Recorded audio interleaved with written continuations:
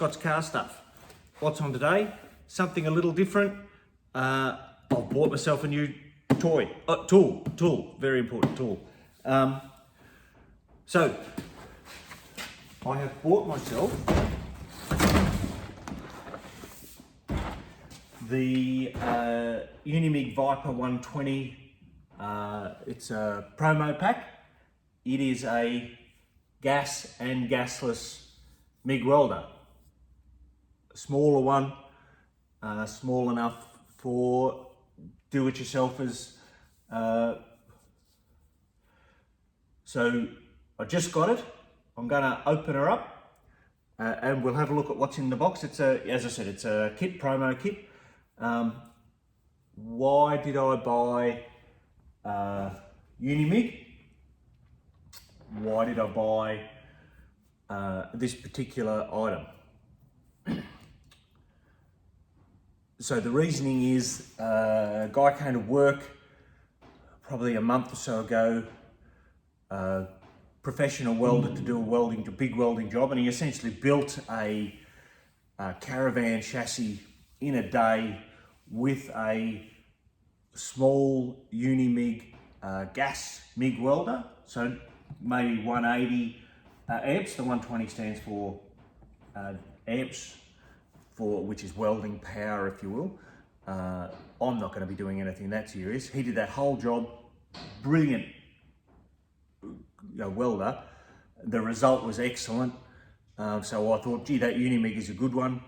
This kit came up and I was searching around, and it suits my needs, and that is that it has both gasless and gas MIG welding. Why and what's the difference? So to weld steel,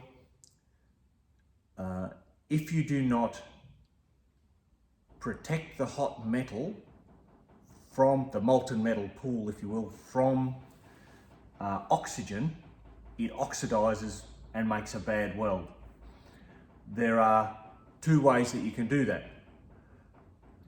In MIG, metal inert gas welding, you do that with an inert gas, argon, or a mixture of argon and other gases that covers the weld area as you're welding and provides a really good finish. Or you can do it with a flux cord wire that produces a slag, which is a molten protection over the molten metal of the weld as you're welding. The disadvantages of gasless, that is the molten slag, is that you can't weld things like thin sheet metal, like a car, as well as you can with the gas shielded weld. So hence, the one that does both, because the gasless is much more portable and much more usable as a DIY person like myself. So, enough of why, and of course price was an important factor as well. Let's jump in and I'll open it up because I'm pretty excited to see what's in the box.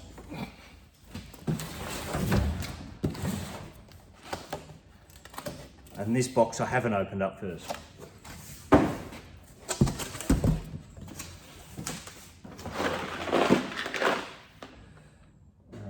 Kit of tips, nozzles and so forth. It's held closed with a cable tie. There's a set of pliers in there too for cleaning the tips and for cutting off the wire. Some gloves, earth lead, some welding wire, flux cord. So this is the gasless welding wire, so you can get welding straight away without having to go and buy a bottle, or without having to go and buy a bottle straight away. A gas hose, I assume, which is cool because I do want to do gas shielded welding.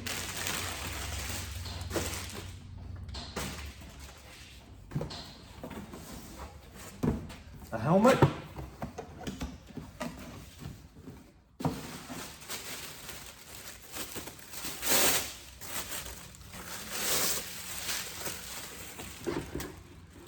So there were some other kits which included a helmet.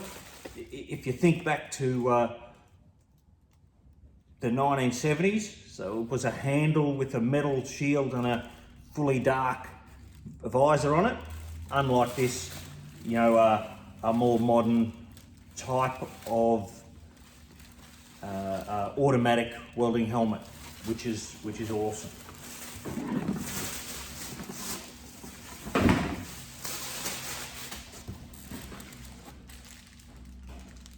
Some welding tips there as well for bits and pieces.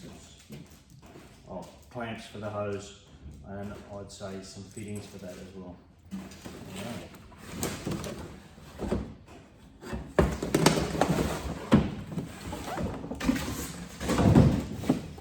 Oh, and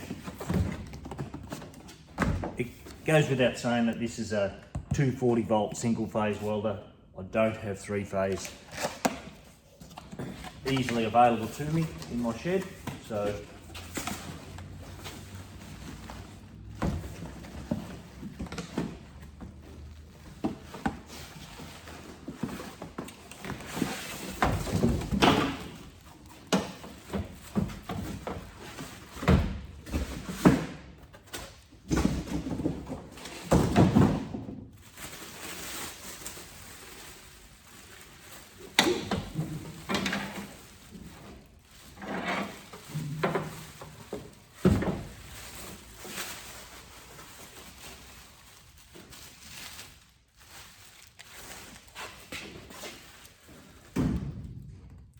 all right, I'll get the instructions out and see what I've got to do. Or should I just plug it in and have a crack?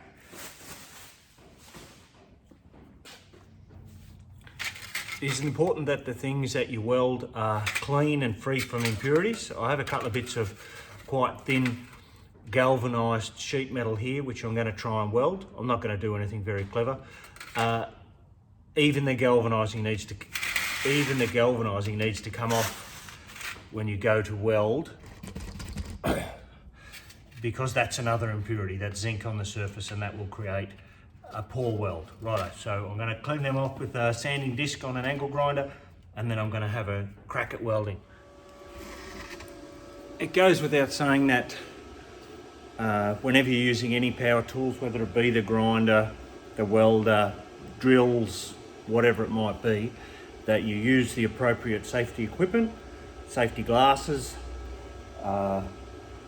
gloves, long sleeves, long pants, protective shoes, all of that stuff.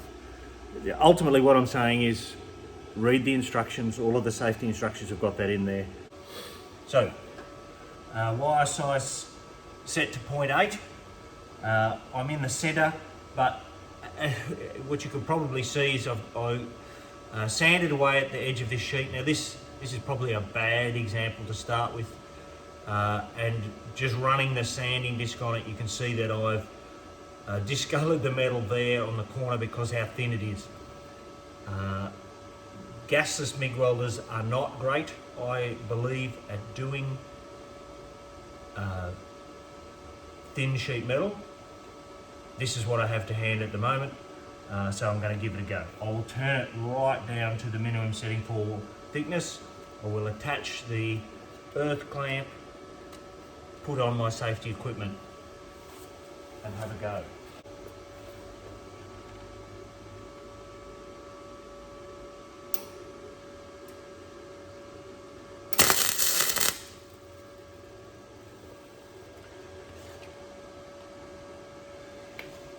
Blew a hole straight through it.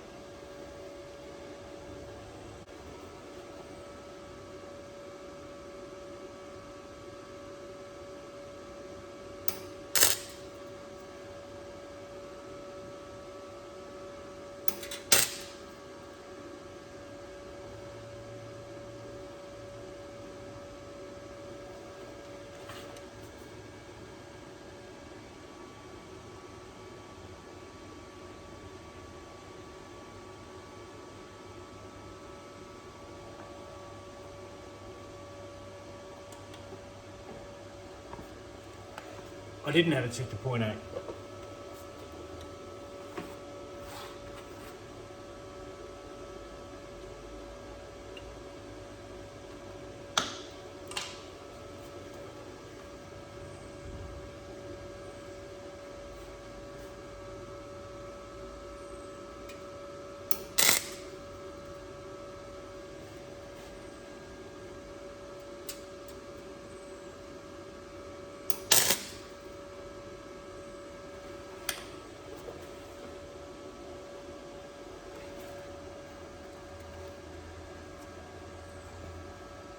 what I'm trying to do is just make a tiny little spot weld, because of the danger of, if you press and hold it in, as you can see, there's a hole straight through it. I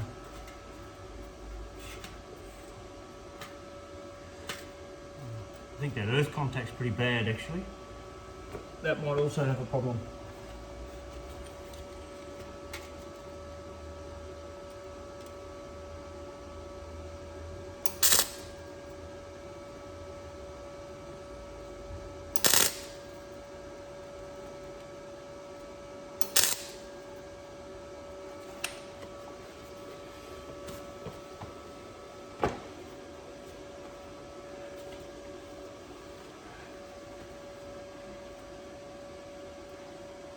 There's probably 3 welds here where it hasn't blown a hole, but you live and you learn. So hence that's why you use gasless with a smaller wire size.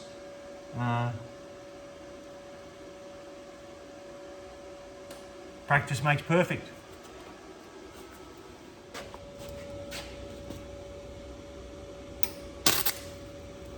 Give it a fair zzz.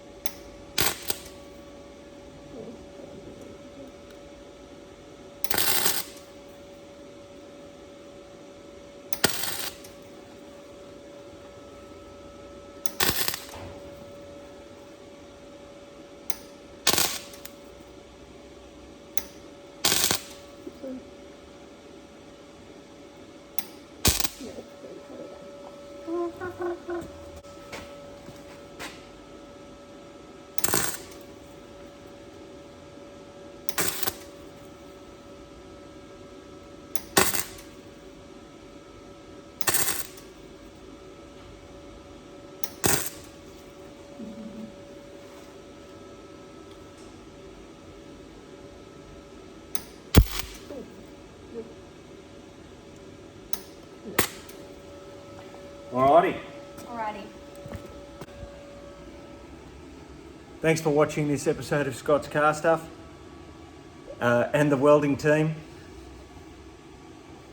This is cool fun. We're going to practice some more, and we'll see you again soon.